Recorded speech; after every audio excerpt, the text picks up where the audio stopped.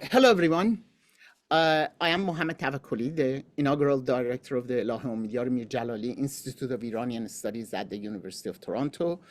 Happy Nowruz to all of you, belatedly, and I welcome you to the Institute's Iranian Studies book launch featuring Dr. Hamid Keshmirshekan as Rethinking the Contemporary Art of Iran.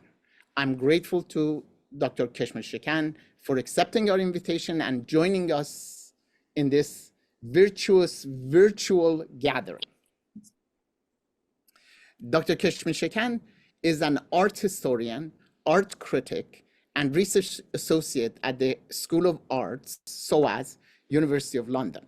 He was previously associate fellow at the Faculty of Asian and Middle Eastern Studies and Art and Department of History of Arts at Oxford University, an associate professor and the head of History of Art Department at the Advanced Research Institute of Art, Iranian Academy of Arts, and also research associate at London Middle East Institute, and the chief editor of the quarterly Art Tomorrow, the bilingual English-Persian journal on modern and contemporary art of the Middle East and its diaspora. He received his PhD in History of Arts from SOAS, London University in 2004, and was a postdoctoral fellow at KRC, Oxford University, supported by the British Academy. Since 1994, he has taught art history and theory in British and Iranian universities, has organized several international conferences and events on aspects of modern and contemporary art of Iran and MENA region, and has contributed extensively to various publications. In addition to the book that he will be discussing today, his previous publications include The Art of Iran in the 20th and 21st centuries, tracing the modern and contemporary arts, that was published by Edinburgh University Press, a great article on humorous art practices in contemporary Middle East, reacting to cultural stereotypification, and another book, Contemporary Art from the Middle East, Regional Interactions with Global Art Discourses. Before we start, I would like to acknowledge our gratitude to Canada's Indigenous people and acknowledge this land on which the Elahé Omidyar Mir-Djalali Institute of Iranian Studies operates.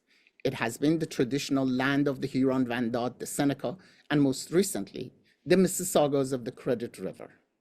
Today, this meeting place continues to be the home to many Indigenous people from across Turtle Island.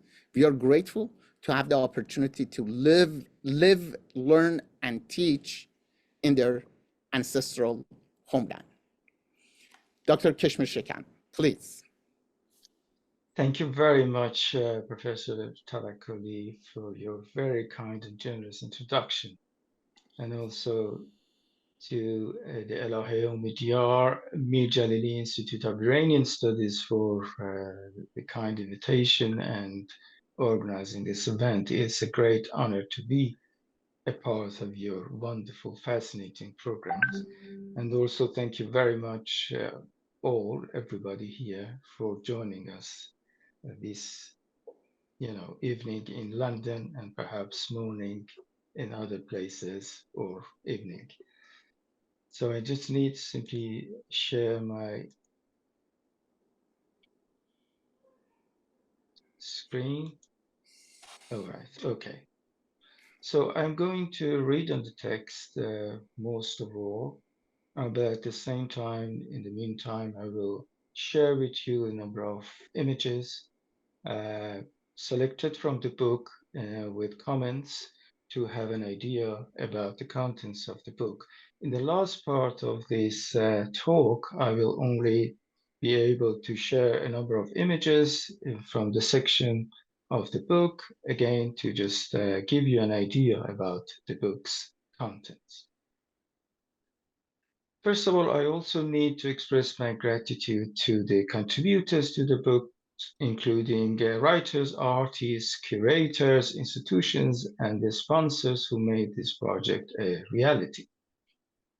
This book, in fact, is a part of my ongoing research on 20th and 21st century art of the MENA region, Middle East and North Africa, particularly exploring the recent developments in art practice and its relation to the context, while also revisiting existing historiographical questions pertaining to modern and contemporary art from the region, in particular Iran and contemporary and modern art from Iran. As implied by its title, Rethinking Contemporary Art of Iran, the book seeks to articulate an alternative narrative of Iranian art in recent times, diverging from the prevalent portrayals often found in publications derived from exhibitions or collections in Western Europe and North America. It also steers away from the prevailing trend-setting schemes within the art world, particularly those attempting to define what qualifies as contemporary Iranian art. The aim rather is to portray the contemporary art of Iran, focusing on themes and concepts that are often overlooked, chiefly exploring the expression in the works of emerging artists from both Iran and its diaspora over the past few decades. I have previously discussed how several exhibitions and discussions surrounding contemporary art of Iran in Europe and America tend to rely on ethno-cultural categories and political identity markers. I have also examined the concept of a constructed identity imposed by external definitions, noting that while these labels can serve marketing purposes for certain number of Iranian artists, they tend to oversimplify the complex nature of their artistic practices and obscure the inherent realities embedded within their works. Within the global exhibition system, certain criteria such as originality are applied to determine the value and inclusion of works of art in the canon, mainly the Western canon. The system tends to prioritize essentialized symbols, traditional markers, cultural heritage, and more recently, overtly political and gendered representations. In this book, I have deliberately avoided conforming to such categorization and classification. The book starts with an introduction in which I summarize the contents of the book, the chapters, and also methodology and the coverage of the book, and then continues by three main chapters, as you can see here, navigating the phantasmagorical reflections on art practices in contemporary Iran by myself, and the second by Professor Hamid Dabashi on rethinking the Sagakhane art, the pilgrim as the unknown subject, and the third by Professor James Allen on contemporary art of Iran, an alternative an art historian's perspective. And the second section of the book consists of works of artists that I will talk about in a few minutes, divided into three main sections on societal and cultural resonance, fantastical visions, and echoes of history, and then continues by artist biographies at the end.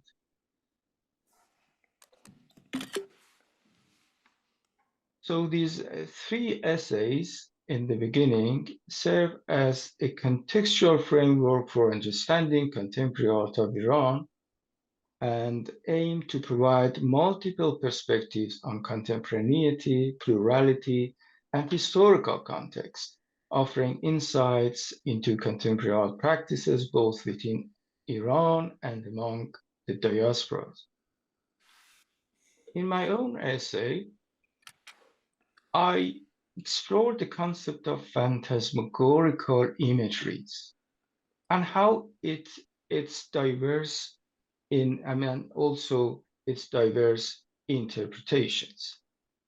I tried to critically assess how this theme manifests itself in art practices in contemporary Iran, with a particular focus on the strategies employed by artists to address personal and collective contradictions while subverting cultural restrictions and standardization.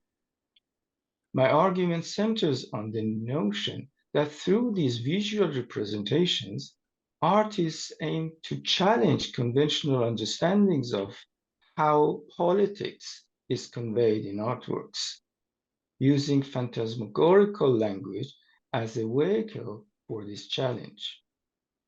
I first outlined the significance of phantasmagorical connotations and how they serve as a means to address sociopolitical themes indirectly. In the second section of the essay, I examined the works of 8 artists whose creations epitomize this concept. The term phantasmagoria originated from the Greek words for phantasm assembly, initially referred to an unsettling perceptual experience, although it primarily pertained to unisensory visual illusions. Artists and creators have employed this strategic imagery to evoke surreal, dreamlike, or uncanny themes in their works. These dreamscapes often feature prominently in the creations of contemporary artists exploring the subconscious and the fantastical. By juxtaposing unexpected images, textures, and materials, these artists blur the boundaries between reality and fantasy. Several artists use this strategy as a means to convey social and political commentary. Here, phantasmagorical elements serve as powerful metaphors for complex societal issues.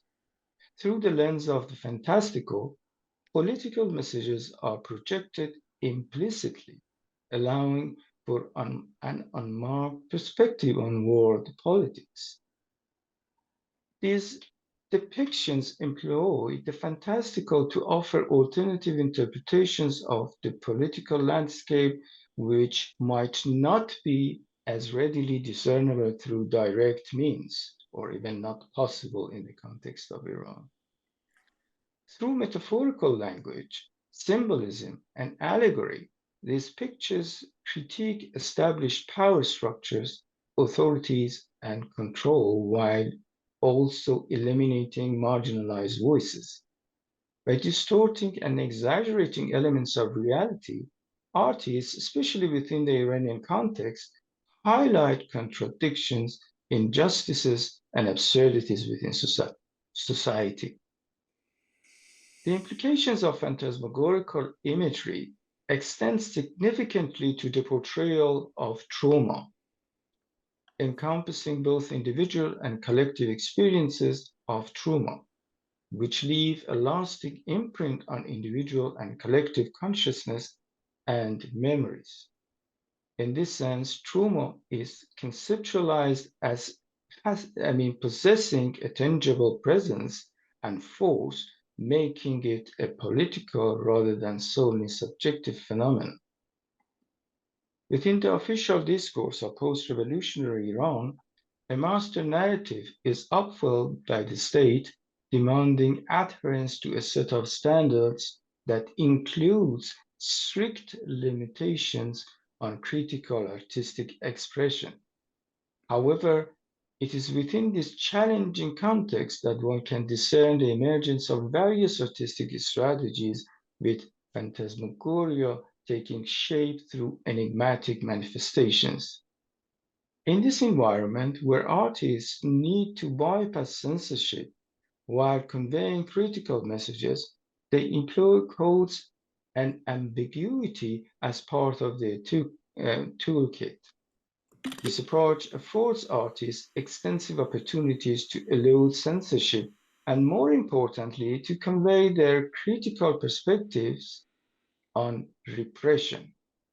In doing so, they signal their willingness to explore the depth of traumatic events, surreal and haunting dimensions as a means of artistic expression and social commentary.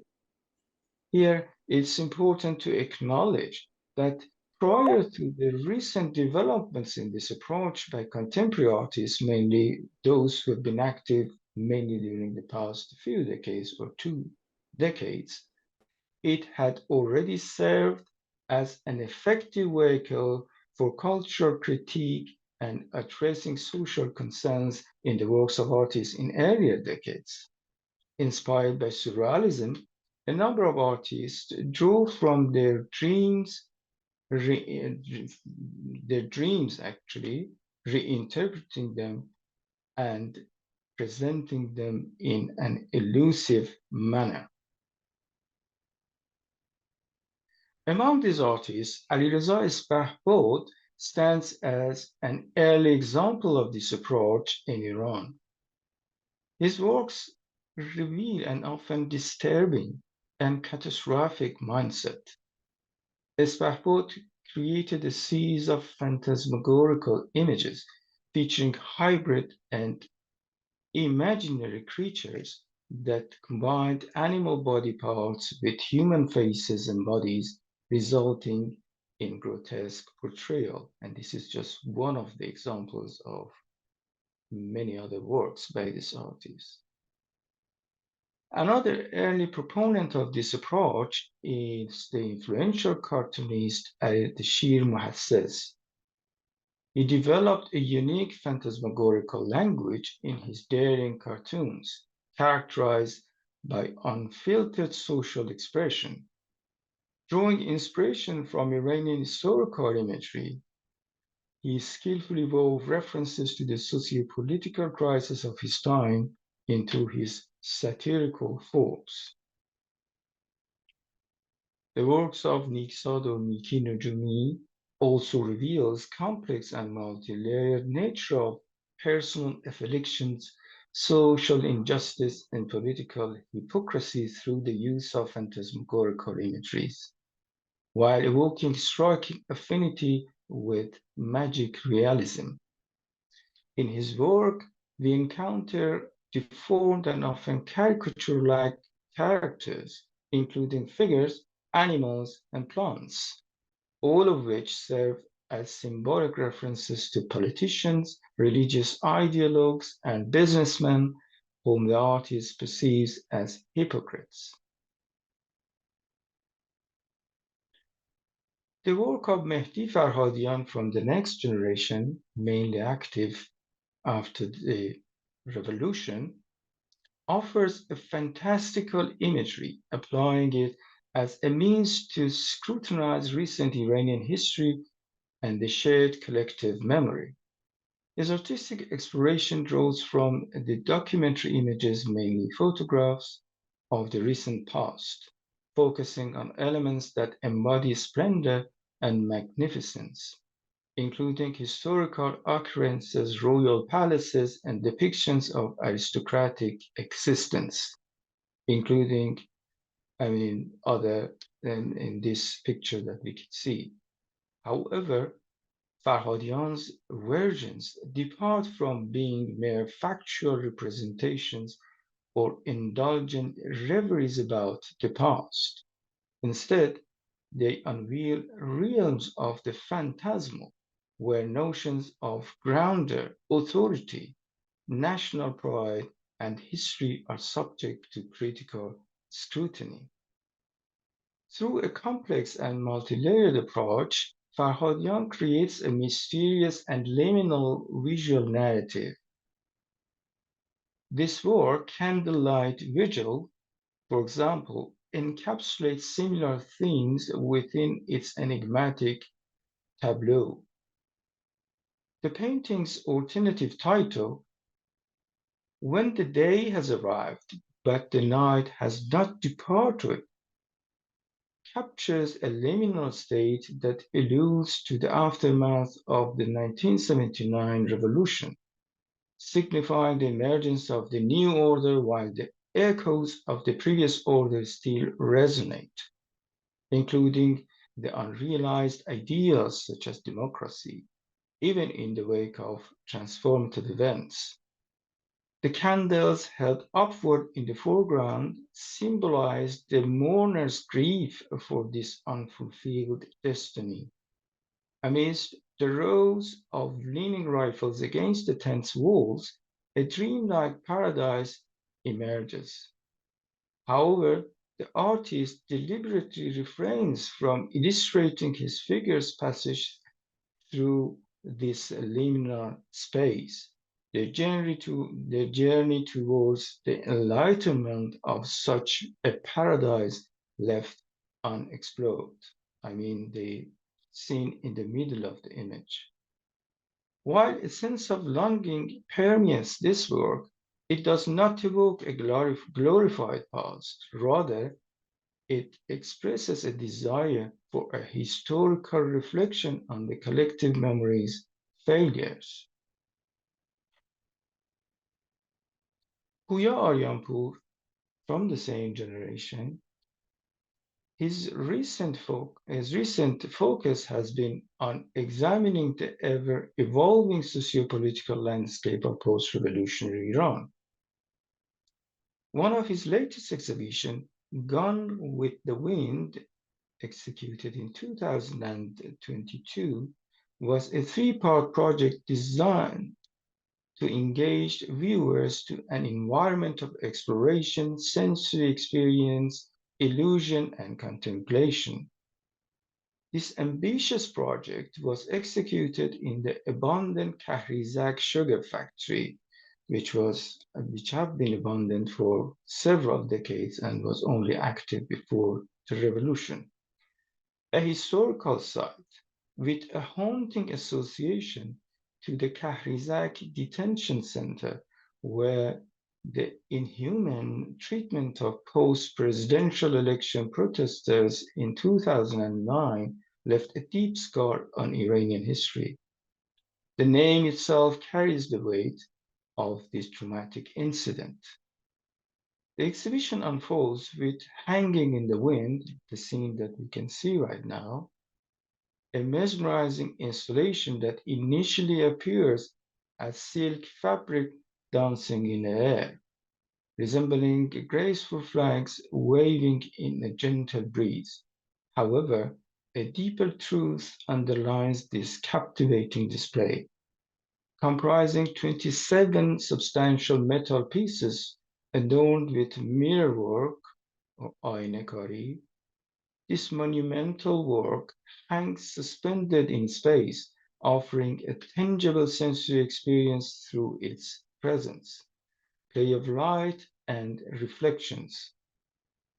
Aryanpur intentionally juxtaposes the structured geometric patterns of the mirrorwork with the fluidity and softness of the overall forms, creating a captivating contradiction.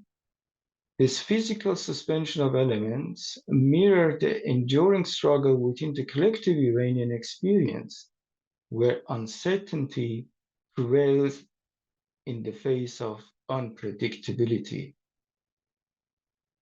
Aryanpur's references to the detainee center and the collective memory of the event, along with the factory's abandonment, serve as powerful metaphors. The other components of this project allude to both external and internal conflicts, employing aesthetics to symbolize Iranians' collective memory of an incomplete, contradictory, and unstable situation. Among the most striking examples of a phantasmagorical approach, it's embodied in the works of Hamid Keshmirshekan. finding resonance in his paintings, animations, videos, short films, and sculptures. Across this diverse array of artistic forms, he consistently imbues his works with surrealistic characteristics, creating dreamlike visual narratives. His imaginative visions maintain a keen awareness of pertinent political and social issues. Sahi's art frequently features perplexing and ghostly spaces populated by suspended figures and objects, evoking a sense of unearthly suspension. Through the uncanny juxtaposition of forms within visual space and the complex relationships between them, his imaginative domain incorporates elements of sound and movement, engendering fantastical parallel worlds. Very briefly about this particular piece, which is a three-dimensional work from the series called Headline, is picturing in a very kind of satirical way the topic of headline and how it has been constructed by mass media and mainly officials. In this particular one, is kind of picturing the launch of the first so-called national satellite. The launch of that satellite called Omid in 2009, and in a very kind of satirical and humorous way, picturing this and deconstructing the event as one of the headlines propagated by the officials of the Islamic Republic. Behrang Samadzadegan, another artist from the same generation, his interpretive narratives of contemporary Iranian history serve not merely as historical visual documents, but also as complexly juxtaposed fragments drawn from diverse temporal and spatial contexts. These visual constructs embody enigmatic amalgamations, masked facets of the recent past and events to visualize and reconstruct history, an effort that manifests as a distorted rendition of the past. Evident in this particular picture, the day after the last day from the Towards Utopia series are complex interwoven narratives and vibrant forms that diverge from distinct historical events. The composition of these narratives illustrates the manner in which Samadzadegan's subject matter harbors echoes of history while deliberately rejecting loyalty to historical reality. Within Samadzadegan's artistic framework, these elements converge to form a complex labyrinth of narratives, each fragment guiding our eyes towards the subsequent section. In this alternative reality constructs, history transforms into a personalized experience for the artist, one in which fantasy and aesthetics hold a stronger influence than the supposedly objective principles of historical truth.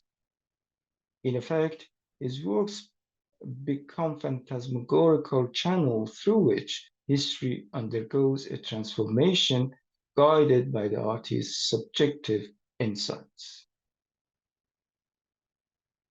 The practice of Parisotaripour manifests through paintings and sculptures crafted from an incorporation of mixed media, interlinking fabric and found objects.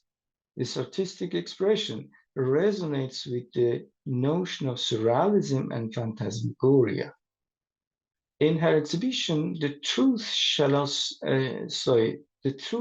Set Us Free in 2020, a myriad of fantastical entities was showcased, primarily drawn from the legendary Persian epic Shahnameh.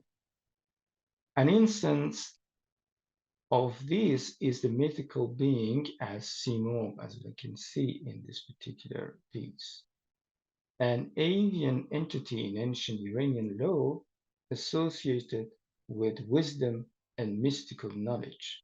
However, in Taghipour's reinterpretation, Simon transforms into an earthly creature, assuming a humanoid look blended with bird-like characteristics.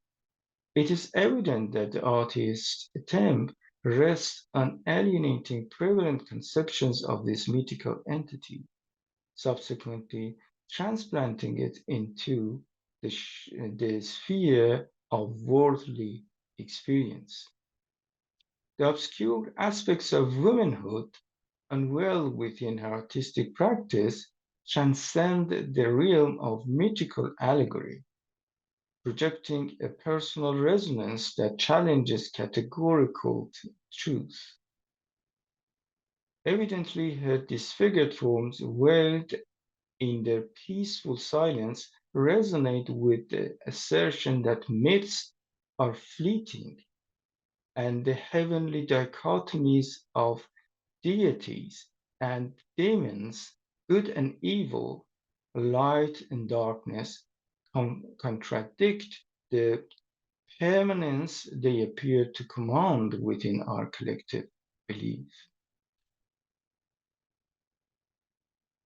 The second chapter, uh, written by Professor Dabashi, undertakes a quest to redefine the concept of the contemporary in Iranian art. He not only questions the validity of the term modern in the context of Iranian modern art, but also re-examines the broader framework of the most influential artistic movement in mid-20th century Iran, known as Saghakhaneh. Dabashi characterizes this movement as a unique phenomenon existing in its own right and rooted in the aesthetic consciousness of its time, with only indirect and questionable links to the idea of modernity. He asserts that this effort necessitates an epistemic rupture with the prevailing understanding of Saghakhaneh art, though it must, by necessity, commence from that standing point, seeking to revise, expand, and perhaps entirely reinterpret its significance. Dabashi argues that the Saghakhaneh movement defies classification as either modern or traditional. Instead, he views it as an event, drawing on the philosophical framework of Al-Badiou to emphasize its uniqueness. He contends that the Saghakhaneh movement was rooted in collective connection with the temporal tenor of its post-colonial time. What appeared in the collective works of Saghakhaneh artists, Dabashi argues, were traces and relics of once standing structures of people's faith, and as such had assumed full allegorical power to redefine a post-colonial world. Dabashi continues by saying that before they were categorized as such by Karim Emami, who coined the term Saghakhaneh, the artists themselves knew intuitively what they were doing when they turned to those iconic elements, for as Shiite children they had deep affection and enduring affinity with and for these items. By reimagining this movement, Dabashi broadens its aesthetic boundaries to encompass aspects of the works of artists like Bahman Jalali, Abbas Kiarostami, and others, who historically have not been considered within this framework. And of course, these two works executed by artists who are formally affiliated with the movement. On the left, Shah Hussein Zandarudian, on the right, Nasser Owaisi. But he also have included other works, as mentioned, Bahman Jalali's photographs, and also Abbas Kiarostami's photographic series, wrote, and also installation by Siyar Majani, and also sculptures by Farshid Mesghali. Dabashi introduces the concepts of the artistic pilgrimage and the canvas as a sacred site to further develop his theoretical exploration of this genre. The third chapter by James Allen provides an art historical account of how contemporary artists reinterpret or repurpose elements from the past. He posits that, like contemporary artists worldwide who grapple with a diverse array of historical artifacts as part of the cultural heritage, a number of Iranian artists are engaged in re-evaluating these cultural touchpoints. Allen raises the question of how artists engage with these resources, consciously building upon, around, or even divesting themselves of such influences. The essay proceeds to examine the works of several artists, each of whom responds to the heritage in unique ways, some fully embracing it, while others subtly allude to their cultural background in their works. I've just selected two case studies that have been included in this essay.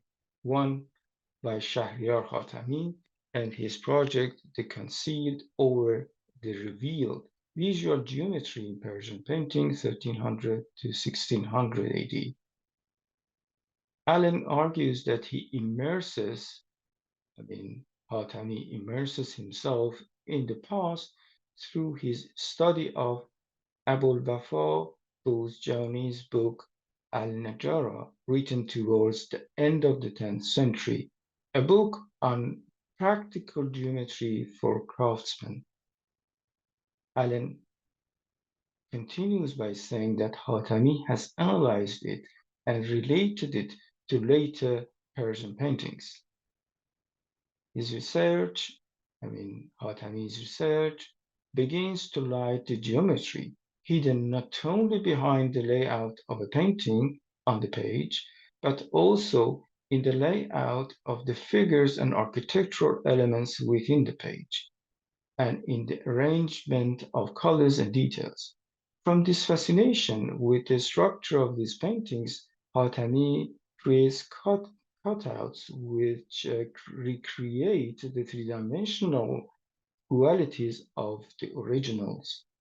At the same time, however, when viewed from the side or back, these cutouts take apart the visual unity of the originals. So as we can see on the right is the original page of painting by Kamaluddin Behzad, and on the left, Shahryar Khatami's reproduction of the painting in three-dimensional work.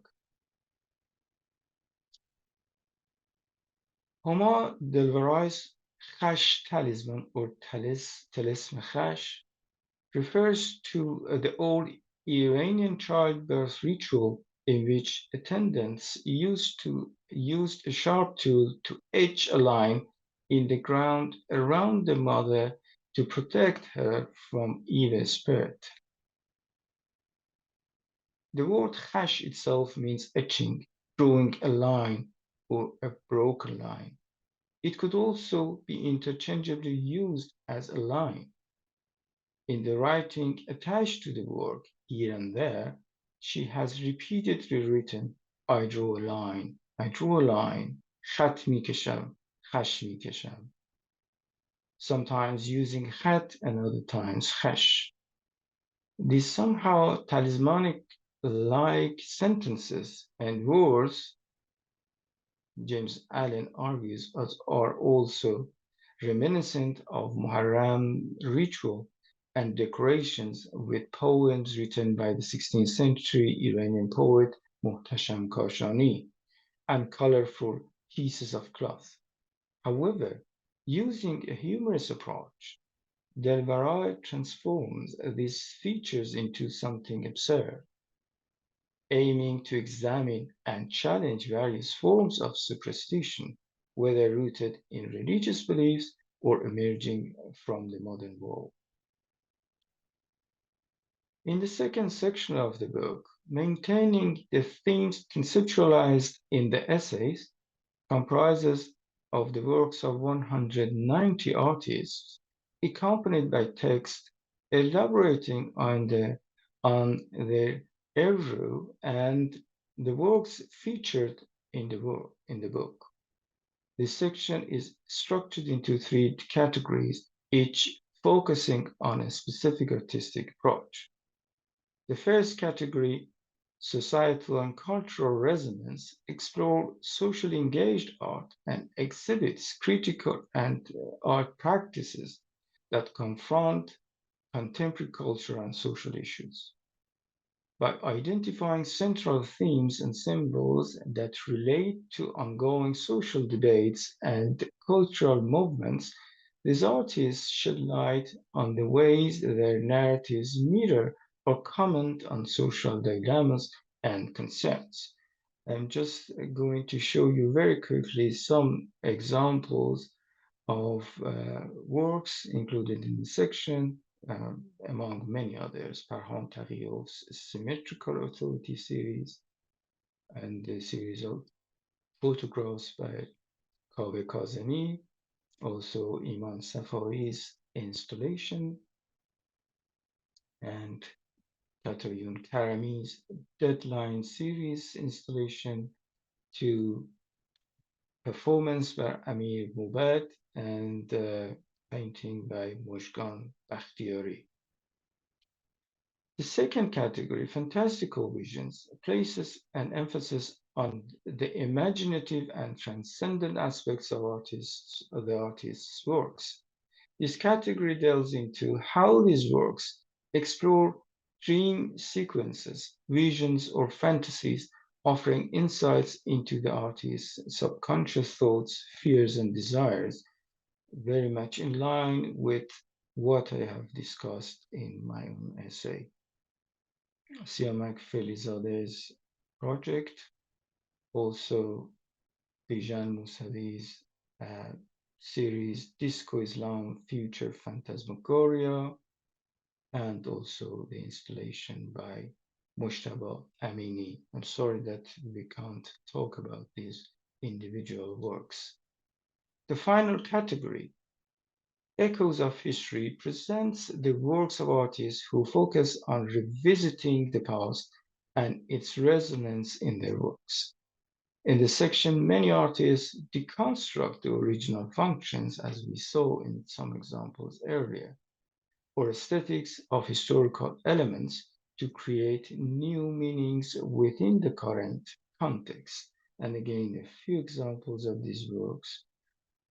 Peyman Shafi'izade's installation, Iman Rod's series of works, and lastly, Kamru's Aram on the Left installation and the painting by Ali Rafi'i. And I'm going to end it here. Thank you very much for your patience. Thank you, Dr. Keshmirshekan, for your fascinating presentation and introducing such a wide range of contemporary Iranian artists. If you allow us, we would like to have Of course. colleagues raising hand and asking questions. Please start with your digital hand raising and go. Shabnam, it seems like you have a question. Please. Please don't put me on the spot as well. I will ask my question at the end. All right. I do have a question, but I'm still mulling it over my head. Okay, okay. Anyone else? Ready to go?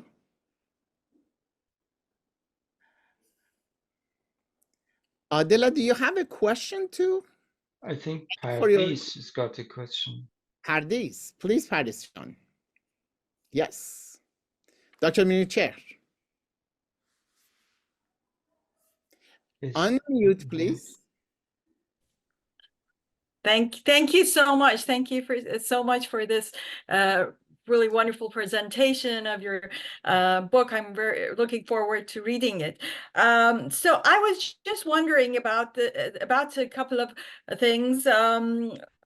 Especially about you mentioned something about the physical suspension of elements, and in the first section where you are the author, I was wondering if you see that happening within generations, because it is you introduced several different generations in your talk here, but there is something about this new generation and the art that they are creating in contemporary Iran. So I was just wondering if you saw any differences between this new so-called now Generation Z and what they are creating and producing in contemporary Iran versus what was, from before. And you also included some diasporic, artists like Niki Nojumi. So what did you see anything different between the diasporic versus the domestic, and also generation wise as well? Sure. Thank you very much for your question. It's a very big question, actually, that I try to somehow encapsulate some aspects of, some parts of your question. Well, there are differences, obviously, between generations, and even when dealing with subjects like phantasmagoria as well. I just included some samples from the earlier generations, including Niki Nojumi, that have been involved in the same kind of approach. But obviously, perhaps one of the differences, if you like, is the use of new media, of course, that we could immediately distinguish how the new generation of artists in Iran are keen to use unconventional materials, what we call contemporary art practices. You can't really realize whether that is a painting, a sculpture, or something else. So there are amalgamations of different kinds of means of media, like the work that we saw by Buyar Yampour. That was a gigantic, brave installation. So that is a huge difference, I think, in terms of use of new media, unconventional media. And of course, what you said about suspension, it is again one clear aspect and that we can see. And the idea of surrealism, phantasmagorical imageries, again, while I was working on the works of the new generation, actually, I'm not talking about the Z generation because they are too young to be included in this book, and that is the subject of another study that I hoped that I will be able to do. But these are artists from the generation who have been born at the same time of the revolution, etc., in late 1970s, 1980s, for example. So, but what interested me most of all to write about this subject was that I realized that most of these artists are very keen and tended to address all the issues and subjects they are dealing with through a kind of imaginary kind of phantasmagorical depictions rather than talking quite directly. So that is something quite interesting, and that you could see a great number of artworks, even done by the generation after this generation, mainly born in the late 1980s or even 1990s. That is a quite clear strategy that they are using. So this is certainly related with what is going on in the country. And of course, they can't use the direct message. They've got a lot of things to say. They are mainly sensitive about their surroundings. So for these artists, the aesthetic or the pictorial beauty is not the priority to deal with. So what is the most important for this generation is to deal with what surrounds them. And so perhaps unlike artists from the earlier generations who were mainly involved in aesthetic and pictorial aspects of their works, what we call modernists, these contemporary artists are very much involved in concepts and ideas, and mainly what is quite related with the contemporary world where they are living. So this would lead me towards your second part of question about the differences between artists who are living in the context of Iran and those who are living across the diaspora. So if we consider this aspect when artists are sensitive about what is going on in their surrounding, so the contextual meaning of their works would be different, certainly. While they are living in an environment that is ideology and restrictions are imposed on a nation, and they are living in that situation in their everyday life, and they experience it. It's very different, and there's sensitivity and the use of, for example, the way that they would address traditional materials or so-called cultural heritage, rather in a critical way, to criticize the situation, the ideological, for example, impositions of these values by the officials. So this is a different kind of approach towards these materials, critically approaching these materials, unlike the same thing that might happen outside, while that approach would be replaced by a kind of nostalgic approach towards cultural heritage without any critical message. So these contextual meanings of the works would play a key role in differentiating, approaches that artists who are living inside and who are living outside Iran would face with. I hope that I answered parts of your questions. Thank you very much. Yes, thank you. Thank you. Thank you, Dr. Keshmirshekan. The next question is from my distinguished colleague, Dr. Fahmide Soleiman. Please unmute.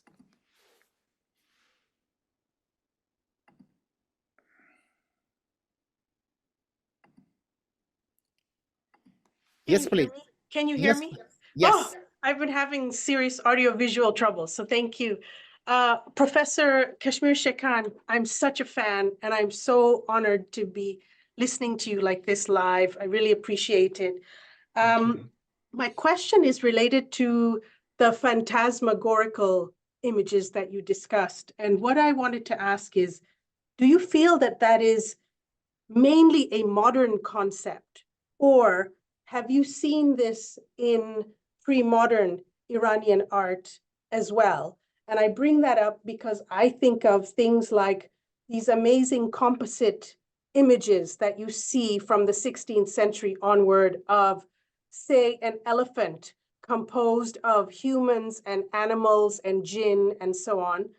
And I also think of maybe the Pardé paintings, which are depicting the tragedy of Karbala, but when you look at some of them, you find fantastical imagery in them as well, and a lot of artistic license. And Yeah, I wanted to ask you that question there. I know the Parde paintings have a political slant to them. I don't know whether the other composite images had any political messaging behind them, but here's my question. That was my question for you.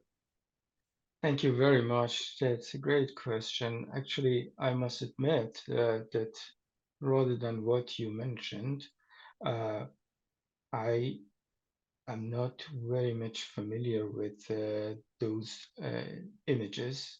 I think Professor Tarakkoli might be able to comment on this because I'm sure that he's worked on these materials a lot, and I'm not really qualified to talk about the historical and the pictures. I just know a little about these things, what you mentioned, which is absolutely correct. And but you know, other than that, I think I can't add anything to what you just said. But it is certainly, and I certainly agree with what you mentioned and your input. And thank you very much for You're welcome. Yes. saying it. Sorry. Thank you for a wonderful question. I think you are really deepening phantasmagoria into pre-modern rather than modern, postmodern development. It has traces in the art of 16th, 17th, 18th century, and it's really great to be aware of that historicity and the transformation of visual depictions. Thank you. The next question is from Leila Muslimi. Thank you so much for this fascinating presentation, Professor Keshmirshekan. I'm wondering if you have interviewed or had a personal talk with these artists in terms of in a place where you talked about the Shahriyar Hatami to have a reproduction of the fantasy of the past. Could you talk about this fantasy and how did you find this fantasy kind of in relation to their personal experiences? Thank you. Thank you very much. Sure. Actually, the work of Shahriyar Hatami had been, has been included in the essay by James Allen, but I am also familiar with his works, and we had friendship before, and I know from where he started, he was fascinated by all those kinds of stories and sources on geometry and other aspects of traditional works. And I mean, most of his projects are research-based, and he usually does a lot of research before he starts his works. And that part, I mean, that work that I showed and had been included in James Allen's essay, is a part of a bigger project exhibited in the Tehran Museum of Contemporary Art on the titles such as Geometry in Persian Painting. So it was almost a major part of the museum was filled with different works by Shahriyar Hatami and of course the original works of the Persian painting.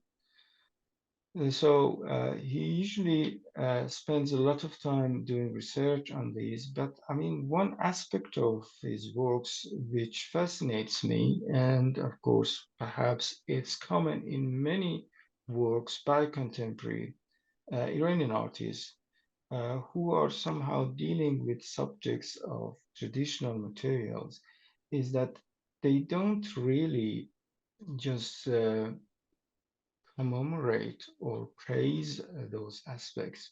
I think they, through the process of somehow defamiliarization, I think, they start to revisit these sources. For example, these works that we saw together, I mean, although it's somehow revealing one major aspect of these works, which is the use of geometry, but at the same time, I think he's just dealing with the subject of originality. Again, something what we call authentic or original is a question nowadays for the new generation.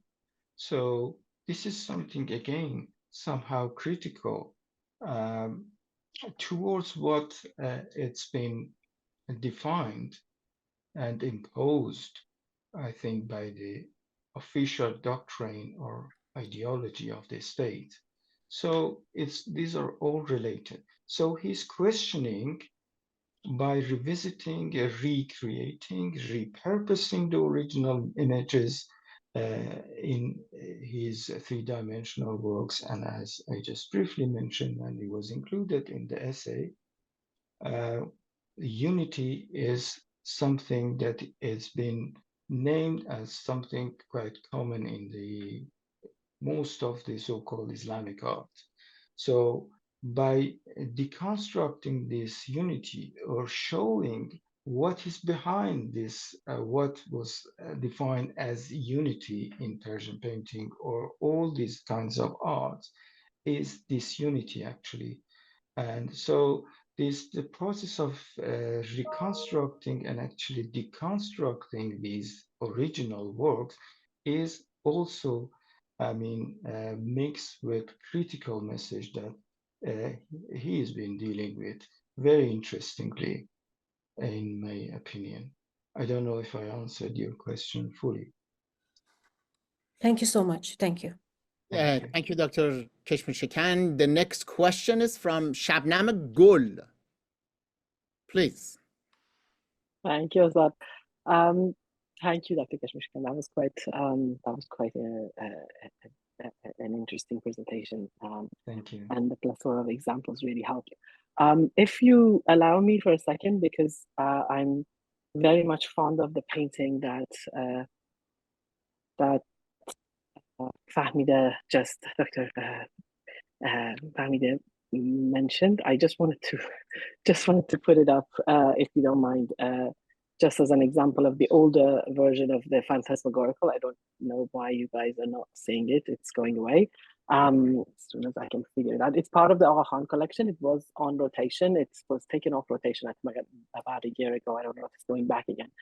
Dr. Suleiman, is this what you were referring to by any chance? Yes, this type of painting, yes.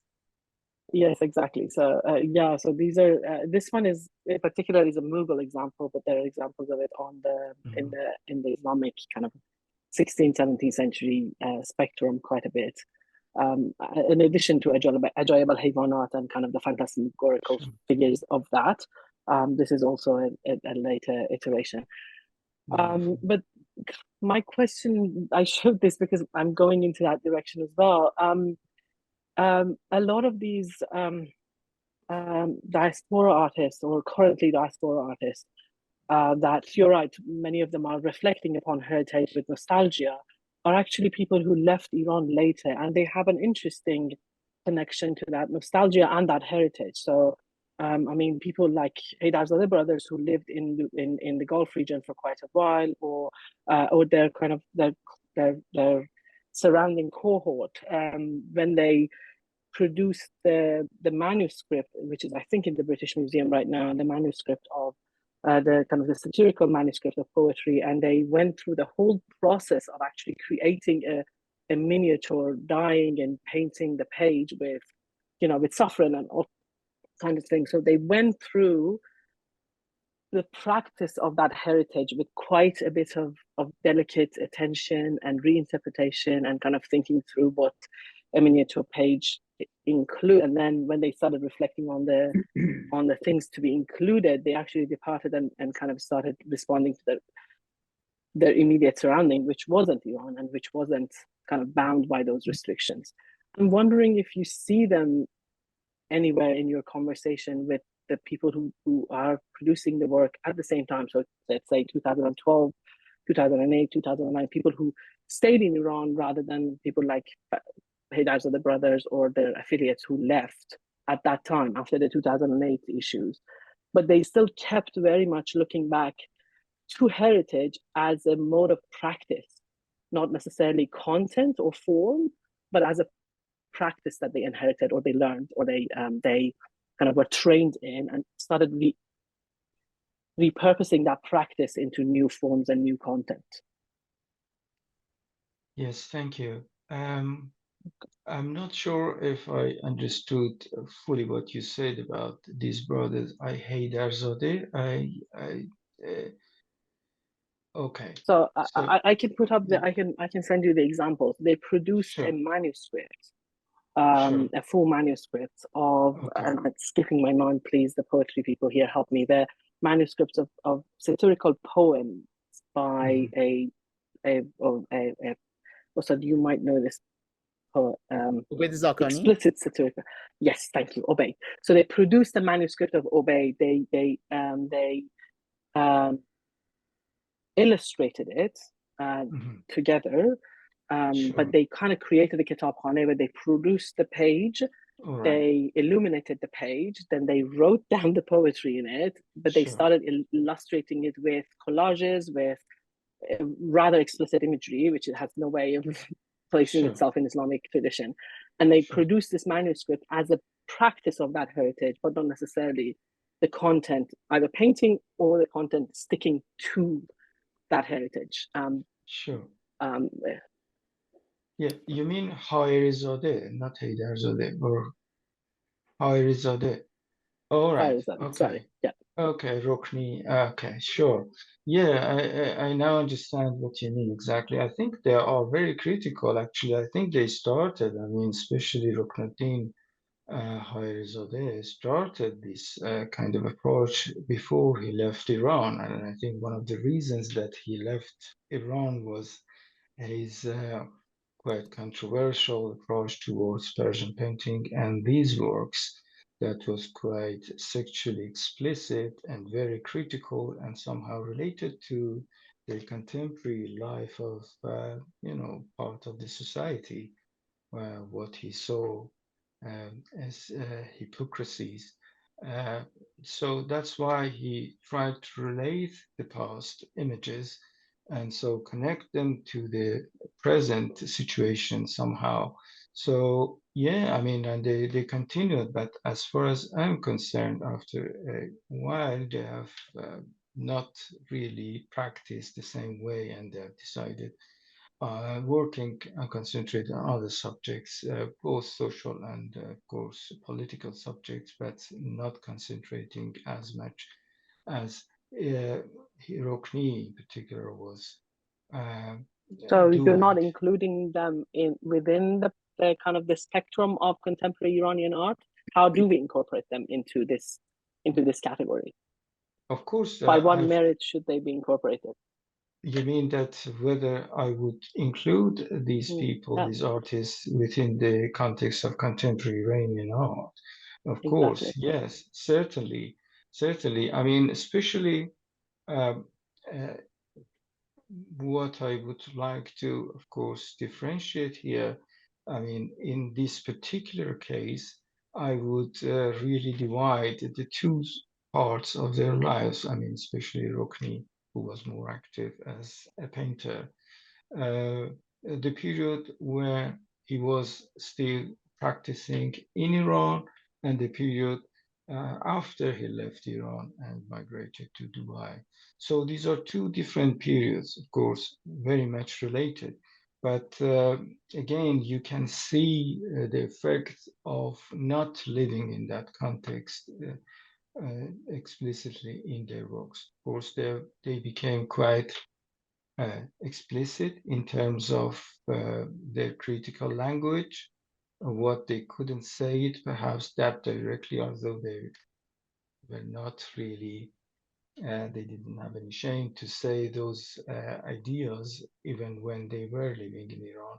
But I mean, I would certainly include these two brothers, I mean, in the context of contemporary Iranian art, but I would differentiate the period between when they were living in Iran and working and practicing in Iran and the time that they have been working outside Iran. What is interesting is that if one doesn't differentiate the timeline and look at the practice, some of the work that they have done when they were outside of Iran, from a practical standpoint, from how they use the practice of making painting, does not show their nostalgic reflection or a practice outside of that restriction. Yeah, I totally agree. And what I said about the nostalgic kind of approach is not quite common.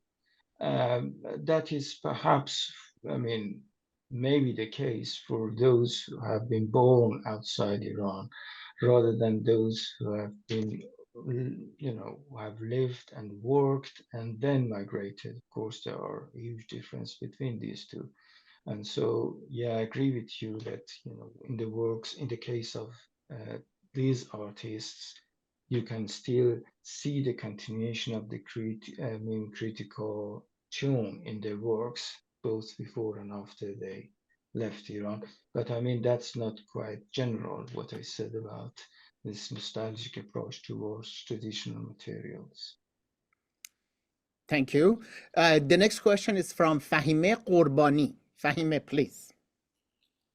Thank you, Dr. Keshmirshekan, for your amazing talk.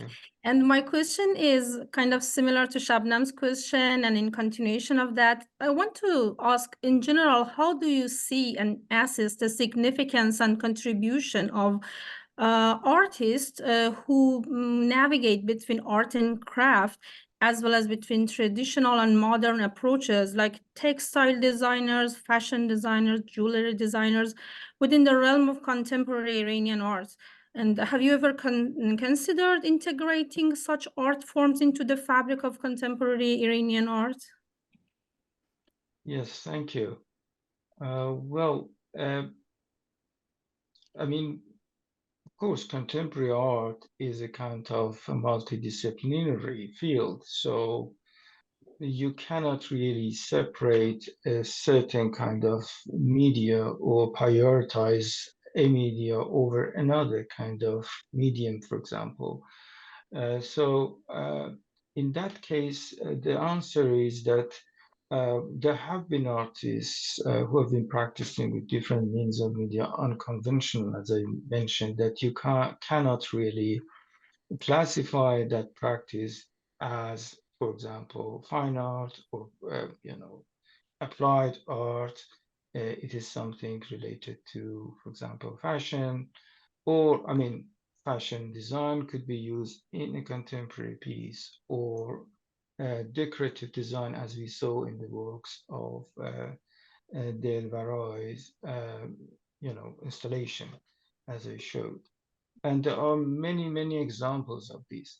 But I mean, for example, if we just see these fields per se, for example, fashion design as a pure field, of course, I wouldn't really really include it in a kind of contemporary art practice. But I mean, if we consider that kinds of approach or practice as a means to convey a message, or incorporate in a contemporary art practice, that wouldn't really be something that I would avoid to include in contemporary art, certainly. So yeah, I mean, that's the difference between, and I mean, the subject of relativity again here works as well. And so there is no media specificity, certainly, unlike what was discussed and also promoted by modernism or late modernism, what we know, Greenbergian kind of approach towards fine art. It is not the subject anymore. And so I would personally be much more flexible in including different kinds of means of media and practices in the field of contemporary art, for sure. Okay, thank you so much. Thank you. Thank you. The next question is from Nariman Safavi, who has been organizing a number of inspiring art exhibitions in Chicago. Nariman. Thank you, Dr. Tamakuli. I don't know who to thank for the kind remarks, or I should thank our presenter for the remarkable presentation. But anyways, all of that aside, I wanted to, the point of a nostalgic representation in the work was raised, and I'm encountering a lot of contemporary Iranian artists who are a little bit older, but people like Mojtaba Tabatabai, who are dealing with questions of memory, at least my understanding is, and our memory of the past. Do you find that to be a trend also in terms of the research that you did for your work and for your presentation? Or is that just simply my possible misperception of what is going on? Thank you very much. I mean, Mojtaba Tabatabai that you mentioned, well, I mean, his actual name is, I think, Muhammad. I don't know if I'm quite right in who actually is Mojtaba Tabatabai, but I think I know who you mean. His name is Muhammad, but he goes by Mojtaba in artistic sense. So sure, thank you. Thanks very much. Not Yes. Moji. It could even be Muhammad Mojtaba. I don't really know. I have never looked at his birth certificate, but he's a great friend when I go to Tehran to take me around. Wonderful, thank you. So I think it's certainly a trend, as you said. Well, I really don't want to deal with the historical information, but I mean, I try to be very short. What you said about the idea of nostalgia or nostalgic feeling about the past, that was certainly a trend that was quite dominant during different periods of art practices in Iran and the Middle East, the wider Middle East, for sure. And perhaps the heyday of these kinds of trends dates back to the 1960s and earlier even. And we saw the examples of works of artists affiliated to Saga Khane, for example, the question of identity, the question of renewal of the past heritage and cultural heritage and treasures from the past. So that was a kind of continuation that happened even after the revolution. I mean, in a different way. I've just written about these different movements in my earlier writings. And I think some of the artists, including Mojtaba Tabatabai, at least at some points of their practices, in particular in the 1990s, and the exhibitions and biennales that were held in Iran were somehow a part of a trend that was again somehow the revival of the same approach that the earlier generation in the 1960s were involved in. So their main idea was to revive those traditional materials and re-experience them through the modernistic kinds of approaches, mainly in paintings and sculptures. So, but I think I've also written about this and how the paradigm shift has happened in the new generation, that they usually would question those kinds of values, and which is quite related with the utopian kind of views that have been collapsed with, I mean, for the new generation. So what we called it the cultural heritage and past heritage now for them is quite questionable. So that's why, I mean, I hope I answered your question at the same time when I just talked about different trends. But I mean, the simple, the short answer to your question is that yes, it's a part of a trend, and there are still artists, not very many, but mainly from the earlier generations, who are still practicing that way.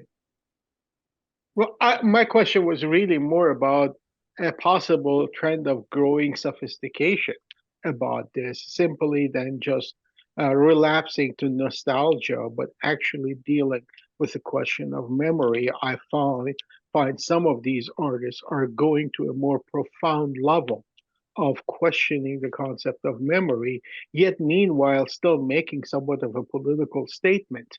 Really, they're dealing with more at the narrative level than the direct ideological confrontation through the art. So, Yes, yes, of course. I mean, any artist would have the right to deal with what his or her interest would be. So there are artists who are dealing with this question rather than, confronting with ideological kinds of battles as well. So yes, there are still some artists, mainly not from the new generation, but the previous generations who are dealing with this question, certainly.